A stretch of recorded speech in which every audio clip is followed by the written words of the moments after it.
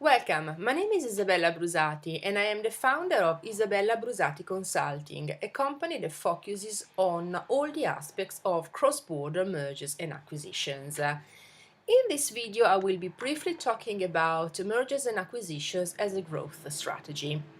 First of all, what are the growth strategies for a company? Well, fundamentally, we can identify three. The first one is organic growth, the second one is growing by joint ventures, and the third one is mergers and acquisitions. In some cases, companies focus only on one or two of these strategies at the same time. In some cases, actually, they pursue all three. With regards to organic growth, it should be the priority. Basically, it's a business expansion by increasing the customer base, the output per customer. The organic growth focuses on productivity enhancement and cost reduction. So basically, we get more output and we reduce cost. In this way, basically, we will have a higher revenue.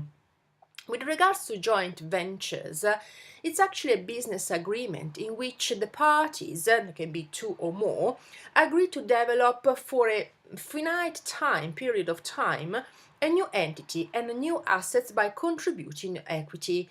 Basically, we can define joint ventures as a temporary partnership. Here I'm talking at very high level. I'm actually not going through the legalities of joint ventures. Then we got M&As, mergers and acquisition, and they can be defined as inorganic growth. So basically the rate of growth of the business, sales expansion, by increasing output and business reach, by acquiring new business by way of mergers, acquisitions and takeover. So basically mergers and acquisition are a much faster way to grow.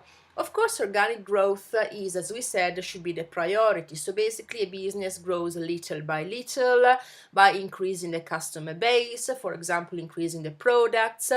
And if it is successful, basically, it will get to the point whereby the productivity will be enhanced and the cost reduced. However, in some cases, a company doesn't have the time, or actually is not part of the strategy for the time being, to grow organically. So basically, they prefer to focus on mergers and acquisitions. So basically, for example, if they want to enter in a new market, let's pretend they want to enter into the Brazilian market, instead of setting up a company, start growing the network, start growing the customer base and so on, they can actually acquire or merge with a company that is in that specific location and that actually suits their strategy. However, even though mergers and acquisition look like a very fast way of growing a business, far too often they are not managed properly and actually they lead to a failure rather than to a success. Why do we grow a company? Well, there are different reasons. First of all, it could be because the company is part of the strategy, geographical expansion. Nowadays, the BRIC regions are significantly important. They are definitely under the radar. So Brazil, Russia, India, and China.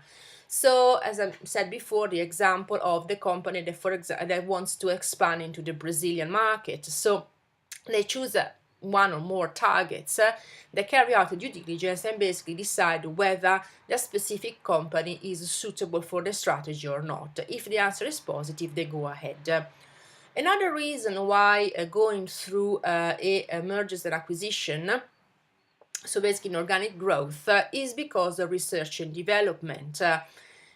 Especially in the health care area, research and development is key and it's very, very expensive. So one strategy can be to acquire startups, so basically companies that have been around for about at least 3 years, and then basically acquire them at a reasonable amount of money and grow that niche so that when the market will be mature, the company will have a competitive advantage. So instead of having to go through research and development in the area internally, basically they acquire a company that is already successful or actually has got a successful track record in a specific area whereby research and development for the acquirer is important. So basically nowadays, especially because change is so fast paced, it's very important to be ahead of the curve. Another reason why companies may go through mergers and acquisition is because they want to acquire new products or services. So, for example, let's pretend that a company is manufacturing pens and decides basically that because of the marketing strategy and the market research, it will be profitable to move into stationery. So, for example, exercise books. What I can do is to look at target companies that have complementary products. For one of the typical cases is actually to acquire suppliers. So again, in this case, it's possible to get a ready-made company that is in line with the strategy that the acquirer wants to achieve. In more mature markets, it's not unusual actually to go through market consolidation. So basically, it's to acquire competitors and actually achieve what are cost synergies. Regardless the reason why a company wants to go through inorganic growth, so taking the risk because it's a risky and very expensive strategy, mergers and acquisition, they will have to focus on different aspects.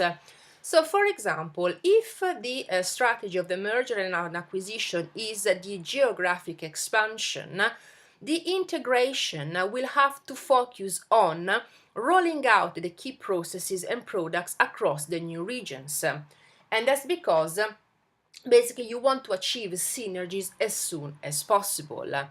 If the strategy of the merger and acquisition is a product or service extension, the importance would be to, during the integration process, will be to understand the new products, the new service, and deliver what are called revenue synergies. If the focus is on acquiring research and development, here the focus would be to retain the knowledge and most of all the key people, because if we acquire a company but the key people that actually have the knowledge with regards to a specific product and the research and development actually go and work for a competitor, basically we will lose the competitive advantage. So when thinking about acquiring a company and then integrating it, a great focus will have to be given to retaining key employees.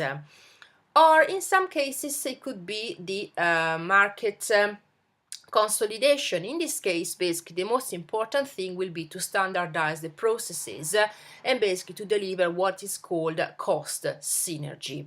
Also, it will be important to understand the cultures and also try to go from two different cultures of the acquirer and the company that has been acquired to one culture, and also go through the restructuring, because of course we don't want, for example, overlaps in structure. So for example, having two CFOs or having two CIOs and so on and so forth. And that's actually when we talk about deliver a cost synergy.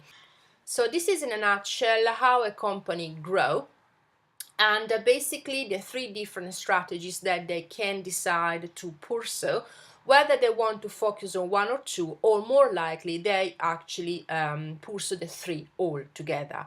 Of course, it depends on the momentum, it depends on the environment, and most of all it depends on the circumstances of that specific company and their strategy. There is no point in going through a joint venture or a merger and acquisition if it's not the right timing for the specific company. And that's actually one of the reasons why most often than not a merger and an acquisition actually fail to deliver what there are cost synergy or revenue synergies.